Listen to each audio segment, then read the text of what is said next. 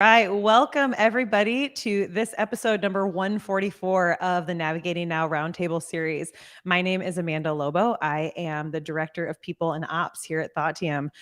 Super excited to welcome our guests to the table today. Before we do, want to say thank you to all of our viewers across all social media channels. We are committed to being here every Thursday at 3 p.m. and we love when you tune in or hit play on that replay. So without further ado, I'm going to introduce our guest, Kathleen Brown, who is the founder of Buddhi and the director of sales at Trala. Kathleen and her amazing doodle, Penny, used to be our neighbor here at WeWork. She's a super valued member of our community, and we're so excited to have her back at the table. So let me get Kathleen in here. Hello. Kathleen, welcome back. How are you? I'm good. How are you? Screen. I wish you were through the window, but I know. But I feel like lately I've had lots of contact with you, so it's been lovely. I know. Through all the means of communication. all the modes. Yeah, exactly. You were last here, episode 53, which was in August of 2021. And I was stunned to look that up because I thought for sure you were here between that. So it's been almost 2 years. So for those viewers that don't yet know you, give us a little summary. Tell us about you and what you've been up to since the last time we saw you. Yeah, for sure. Well, first, thanks for inviting me back. It's always such a pleasure to connect, whether it's through the screen or IRL. But yeah, since then, so in 2021, I was still kind of in the midst of building my startup. At that point, it was year 3 of building a Buddhi. So it was a cancer support platform. And I think that time was kind of in the thick of a rebuilding because we had to pivot, cut our business a little bit because of the pandemic. And so I think that was a particularly stressful time because we had just changed development companies, onboarded new developers. I took on the product ownership responsibilities on top of all the other things for founder and CEO. And I was also setting out to raise a seed round at that point. So a lot has changed because since then I've wound down the company and have taken on a new role with another startup that's a lot further along than we were in terms of traction and funding. So yeah, a ton has changed. I can't believe when you said it was episode 144, I was oh my God. A lot has changed in the world. A lot has changed individually and collectively. So yeah, we're so excited to have you back. And I know today we're going to talk a little bit about redefining what it means to redefine your entrepreneurial journey. So I think a great place to start would be to talk about the journey of building Buddhi. Like, what did that look like for you? And then, we can on the back end of that, talk about what it meant to like wind down and how you arrived at that. But I think that I'd love to just hear your perspective on the journey of building it. I'm not a founder, but I've spent my whole career running alongside founders. And so I have a deep, deep empathy for that journey. I know that it can be grueling. I know that the highs are high and the lows are low. And sometimes the high and the low are literally hours apart. Minutes apart. Minutes even? Yes, exactly. So let's start with just tell us about the journey of building Buddhi, why you started it and what that meant to you. Sure.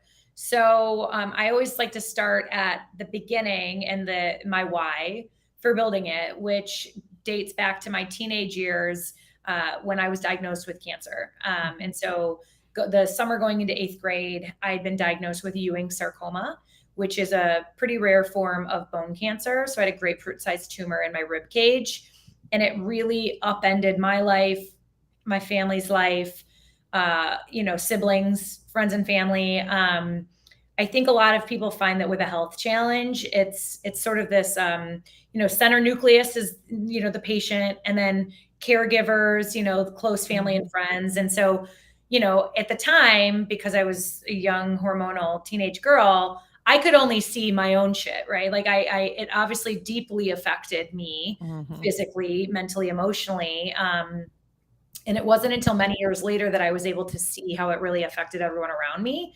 And the kind of care and support that I received did not meet my needs. I think in a lot of cases, cancer thrivers in particular are treated as this sort of mascot, this beacon of hope for people. And everyone sort of takes this mentality of cheering them on. And, oftentimes that comes with a lot of toxic positivity. Everyone's sort of wearing the bracelets and you go girl and you've got this and all that kind of stuff. It was not helpful at all whatsoever to hear. I think it's like, I couldn't see, and I hear this. So this is, the reason for starting Buddhi is like, this wasn't just a me problem. What I experienced in feeling like a lot of this support felt phony and felt like they weren't seeing me as a person. Yeah. They didn't see how much I was hurting and I was struggling. And it really, obviously after many, many years of, healing, therapy, all that, I've been able to see that like everyone was just doing their best.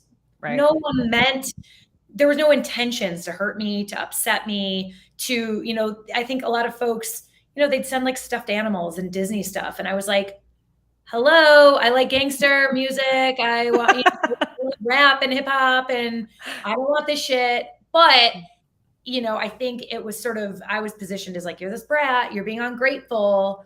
And sure. Again, I think people were just kind of like, let's give her tough love and that'll work. And it didn't. And so all this being said, I think in the many, many years that it followed, I've been very connected in the cancer space, on the side, sort of as a volunteer and board member for different organizations. And then later as, a full-time fundraiser for St. Jude Children's Research Hospital where I had been treated. I've seen really the different lens of understanding cancer through all the different people that touch the patient, if you will. And it really just prompted me to try and like build something a little different, knowing that like everyone cares and everyone wants to help and they're very well intended. They want to provide you with meaningful and impactful support, but they don't have the tools necessarily to know what you need. And so it led me to, it just kind of been a pipe dream for many years. And then I've had a number of pretty serious health scares over the years. And so I'd had 3 in a row in the fall of 2018 and, really thought my time was really, really limited, which we can go into because that wasn't the last round of health scares for me. But it prompted me to just realize like life is too short and I have this idea to build something. It wasn't fully fleshed out, but I just decided, I made it sort of a New Year's resolution to start working on it in the WeWork community where, that's how I've gotten to know you and Anthony and the whole team at Thought TM. They were the ones that encouraged me, like, you've got to go for it. Like they had this creator program at the time. And so they were doling out grants as part of a competition for folks with ideas. Some were startup based, nonprofit based. And I knew nothing about startups or anything about making this a reality. I think I am naturally an entrepreneur, but I didn't have that language at the time. And so it really just came of like this, there's a pain point here and lots of people have expressed having a need and what would that look like? And so, that's where it was really born from. And, we can get into sort of the ebb and flows of what happened after the idea was there.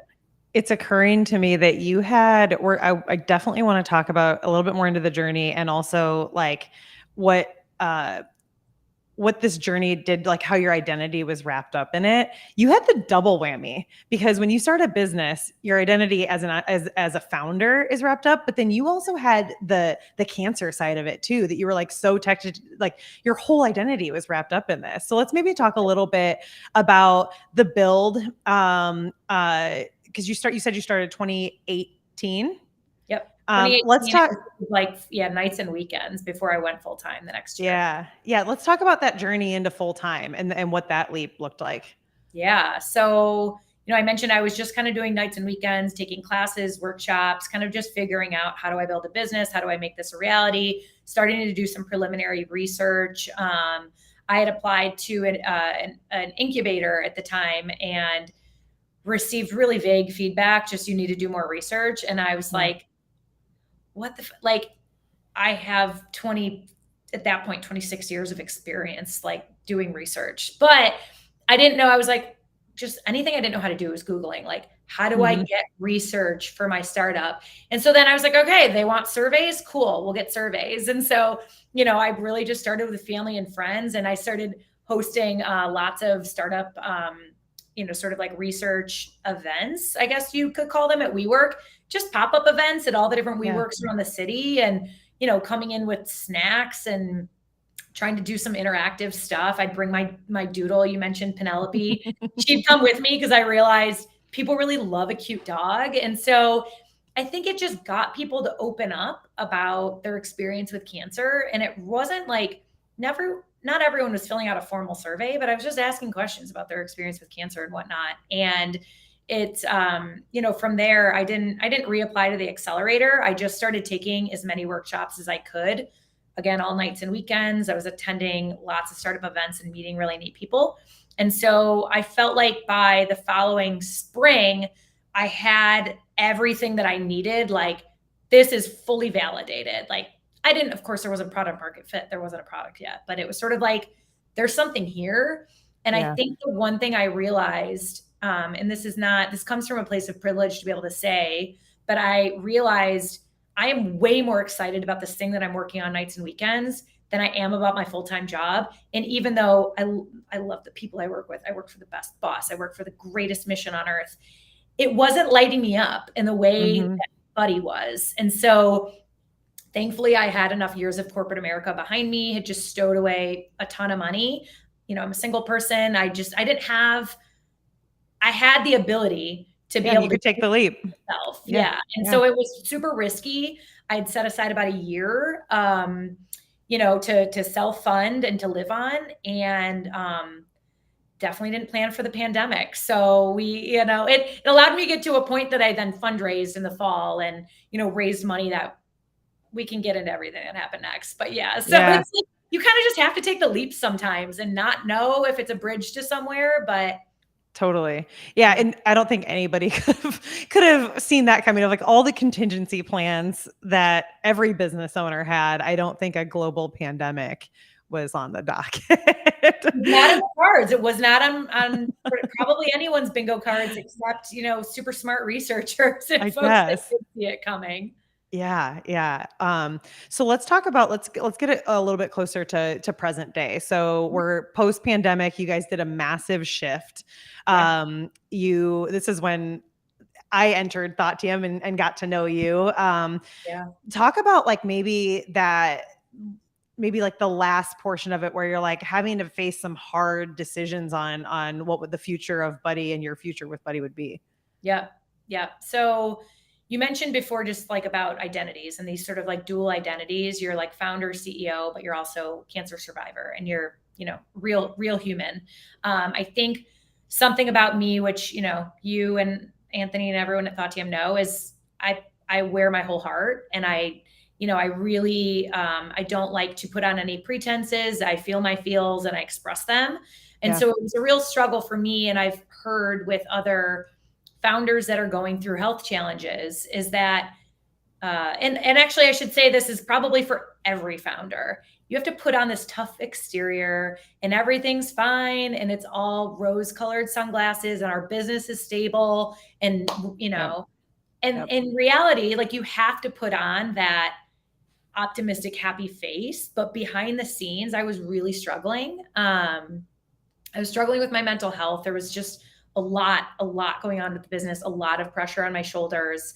And around the time that we last talked, when I was starting to raise a seed round in early fall, I was actually given a terminal misdiagnosis. And so, it was, I had been given the news essentially that at best I had a few years to live. And so it really, I remember this. Yeah. And it was like, I remember like crying, talking to you and Anthony in the kitchen about it. And I'm getting emotional just thinking about it because, at that point it was like, this is real. And this is a doctor from a very reputable hospital that gave me this information, and it is what it is. But like, how can I try and raise money right now? Because I don't know if I'm going to be able to keep running this business. And so sure, I can go out there and paint a pretty picture, but do I really feel like I will be capable of running this business?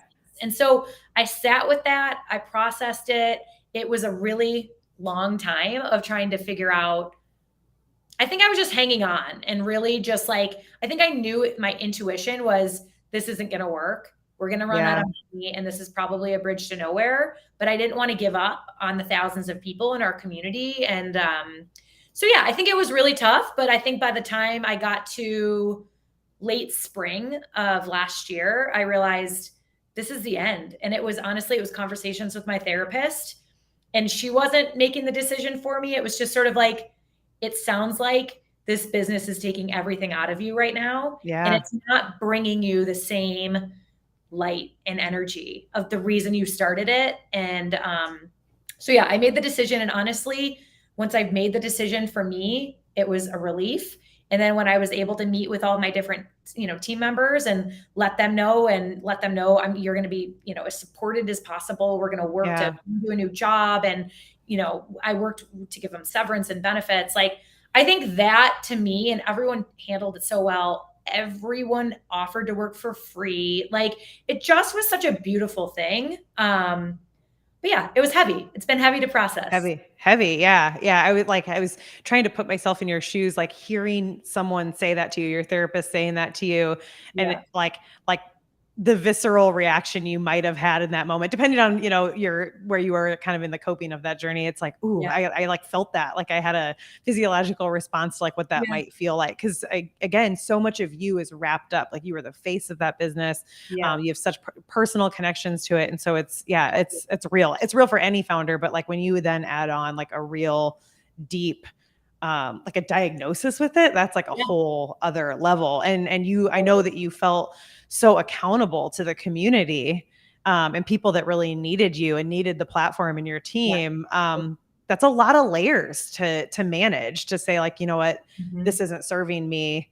I need to consider, what's next. That's tough. And I commend you, because that's brave. It's really brave. Thank you so much. I think, there's a couple other things that were in play or in consideration. Is one, what do you do when this is your pipe dream? This is the thing you've always wanted to do and to build, and it doesn't work. Does it mean that, like, so I think it was sort of just like, what do I do now? Because this is all that I longed to do in the world. This was, I mean, like, every sign was, this is what you were born to do. Yeah. So what does that mean when it's not a valuable business? And then the other thing is, getting all of your investors, all of your stakeholders on board, of which they were not all. Yeah. That was really challenging, because all of our investors were very personally invested in the mission. Everyone had been touched by cancer very intimately. And so that was a challenge, because I will say, and I've talked about this so many times, I maybe say too much on my social media, but like, the situation is very different for overlooked founders. When you don't hold identities that make the means of accessing capital easier. I did get the advice from a number of people that were just saying, just ask more rich people. Just like, how could you give up? How could you let people down? There's more money out there. And it's like, guess what? I've had hundreds of conversations. Where are these rich people? Yeah, like, where are they? Yeah.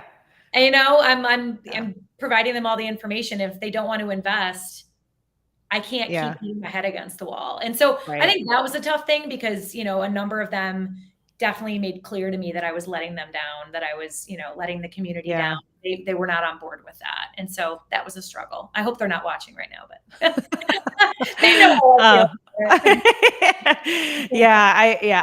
feel. I feel that. I have a lot of empathy for that piece of it. But again, brave, because you did what was right for you ultimately. I'd love, I think it's a really good segue to talk about, like, okay, you've decided, like, this is done. We're winding this down, and you've got to decide what's next. And I know I have followed your journey, and you did a lot of very intentional work around figuring out what would be next for you. Because to your point, like, this was the peak, like, this is what you wanted to be doing for the rest of your life. This was it. This was like your dream. Yeah. Like, what did that look like? What did that journey, what did that process, like, how did you untangle your identity from this thing, this big thing for you, enough to be able to say, like, I'm ready to step into something completely different?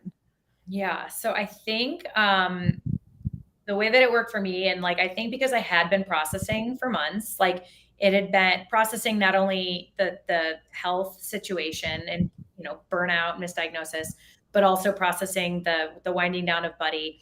I had not fully figured out what was next, but one of my investor, advisor, confidants, friends, she's become a friend. It really just helped with me providing value to her. She was kind of like, you're winding down Buddhi. We're really struggling with sales and partnerships. And she was going through a similar experience of trying to raise capital in a really unfair power balance. And also just the economy has gone to shit. It's not great for early stage fundraisers. And so it kind of just happened where she had said, listen, like, I'm in the same boat as you. I can't raise right now. We need to find a way to stay afloat.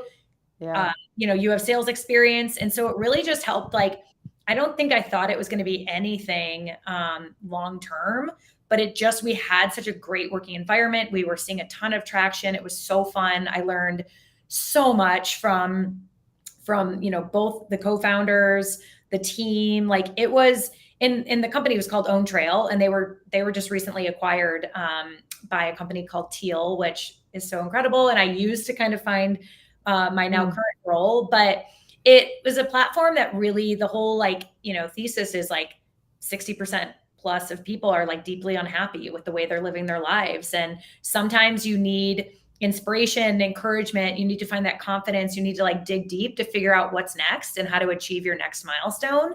And so I really, I gravitated towards what they were doing, obviously stayed for the people that I worked with and the people that they served. And so I think that allowed me also personally to figure out, like, what do I love to do? Like, what am I good at? What can I make money doing? Like, it's kind of a similar exercise that I did before I started Buddhi, but like, kind of have this like life mapping, journey mapping tool that they built.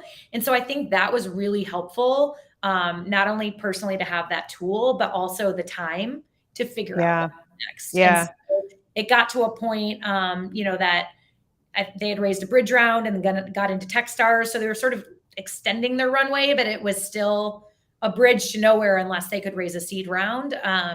And that ultimately was not successful. And so as I saw the writing on the wall there, I started figuring out, okay, like, what do I want to do? And I think one of the hardest things I've done was to be vulnerable on social media with thousands of followers to say, guess what? I'm not going to have a job very soon. I need some help. Yeah. I'm looking, I'm applying for jobs. Things aren't coming to fruition. If anyone knows of anything, I think what was helpful for me is to say, here's what I'm looking to do. I want to work for, a mission-oriented, purpose-driven role in some of these different areas. And I didn't ask anyone necessarily for leads. I said, if you know of anything, great. But if you could comment on this, like it, like interact with this post so more people see it. Exactly. And I commend you so much for that post. And it inspired me because, as you know now, my husband is in the midst of a career change as well. Yeah. And it can feel like, oh man, like embarrassing to ask for help or whatever. But it's like, that's what we should be doing for each other. We should be leaning on our networks. And so you inspired me to do a post for Eric. It was amazing. I was like, how much reach? Like, you were like hands down the inspiration for doing that. Cause I was like, I felt like I looked desperate, but when I looked at you, it did not read that way. It read like, hey, like, I've got this community and I know I have great people in this community, and like, this is how we should be supporting each other. And so I am very thankful for you being vulnerable, because it inspired us to do the same in his journey. So I think community generally always wants to help, but sometimes you need to say, but here's very directly, this is what I'm looking for, so that people know. Like, it's kind of like with Buddhi, obviously, like what I was building was like, people want to help, but like, give them a task to do, tell them what you need. And I said, Exactly. Yeah. And one last little thing, and then I want to head into a lightning round, because I promised you a 3:30 wrap up for your next call. It can be tough, like when you're transitioning into a new role or something new.